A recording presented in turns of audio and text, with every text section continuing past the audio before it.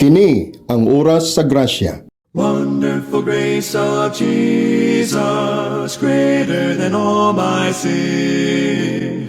How shall my tongue describe it? Where shall its praise begin?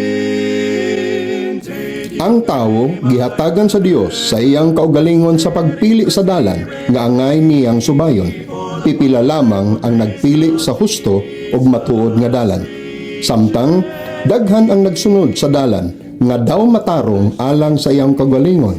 Apan ang katapusan di ay niini o sa di ay kadalan sa kamatayon o kapakyasan. Sa panghinaot nga mahibalik sa matarong nga pagtulunan, kining tulumanon gimugna.